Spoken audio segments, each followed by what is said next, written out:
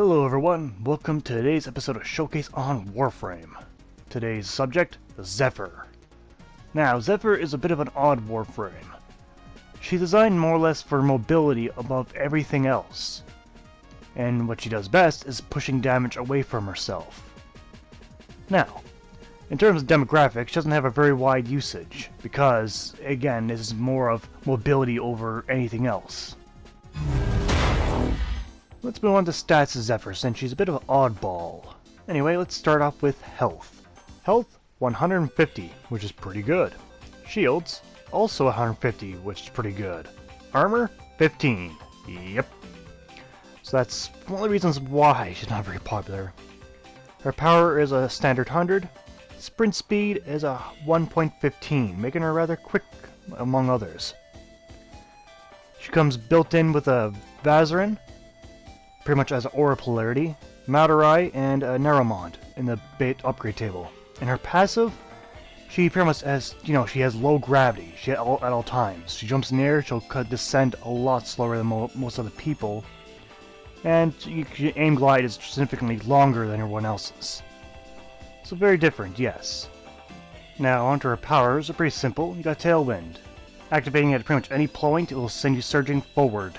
This can allow you to fly. Cause light damage to enemies nearby. Second ability is a Dive Bomb. When you're midair, aim at the ground to land upon enemies. Now this also has good range, so you don't have to worry about too much while landing directly on overhead. Third ability is Turbulence, which creates pretty much a shield in front of you. Pretty good, effective shield because no enemy projectiles go through it. Your allies could shoot through it if they're behind you, and you can too.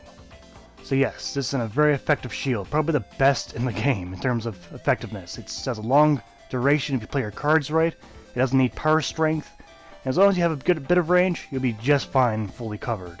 Only from the front though, not from behind. Then we also have Tornado. Tornadoes summon 4 tornadoes, pretty self-explanatory. However, they're not very powerful, but they have good DPS, and you cannot control them either. Now for my ultimate build. Now, some people might be conflicted with my ultimate build because I don't use Zephyr offensively. She's not really an offensive Warframe.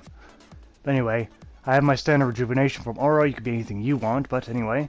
I got my redirection of vitality because I have a lot of health in the end. Most take advantage of that. I also slept out in Vigor for the extra little bit. I'm not sure if I wanted Vigor, but I chose to put it there anyway. I have also Stretch and Streamline and Intensify. Intensify, I'm not sure it was really needed too much, but I figured it's best to have a little bit of damage with my tornadoes. Now my 2 Prime mods, you got Prime Continuity for the extra duration. I don't need too much duration, you don't really need that much duration. Then Prime Flow, where I have more energy to use. And then I use the Exilus slot for the Aviator, which is a very odd mod. It reduces damage to you by 20% while airborne. And if you use Zephyr correctly, you're going to be airborne a lot. But you have to be pretty good at aiming and aim gliding, though. But while you're up there, you'll survive a lot better, as enemies even have trouble hitting you while you're airborne. So it's all pretty good. Now, something a bit different. I'll show you how my overall stats affect these mods. So, you can see Tailwind, I have mediocre air damage, to be honest. Air range meters is plenty. My jump meter is pretty high, almost 20 meters. And jump damage, again, same as the standard one, and jump range meters forward is roughly 10. That's pretty good. And you got Dive Bomb, which again is the same damage. Don't really particularly care for it. Power range is 10 meters. And speed is 6.5. Then I have my Turbulence, which is 31 seconds and at 6.7 range. That's pretty much, half of me going forward. And that Tornado with damage per second is 156, which is pretty good. Duration 31 seconds, and power range meters is roughly almost 40 meters. And I'm still stuck with only 4 tornadoes, because I didn't butcher my power strength. So, let's just show an example. Here's some level 60 infested chargers. I use my tornado, and you can see that they're all being sent flying in the air, rather helpless, being juggled. Highly amusing, but good for crowd control. All these chargers will die from this result. So they're only level 60.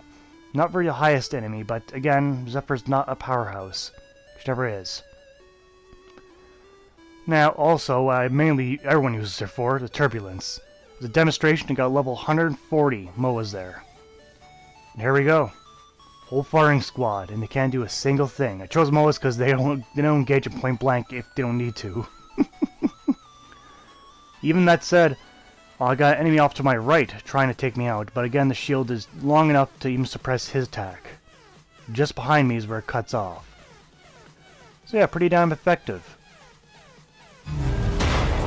Oh, that's right, we're doing pros and cons on a Warframe. I might fuck this up. Let's start on some pros and cons on Zephyr here. For pros, she's the most maneuverable Warframe in the game by a large margin. And her abilities push damage away from herself. Her passive is also pretty damn neat, being, having reduced gravity at all times. And not to mention she has high health and high shields. Now, on the cons, she has incredibly low armor. Her offensive moves are a bit lacking. And in terms of concept of use, she's not very well used in terms of demographics. I think less than 5% of the overall Warframe community will use her. But oh well. Now, I'm going on to score. Yes, it's different, because not the same rules apply from weapons to Warframes. So we go with stats.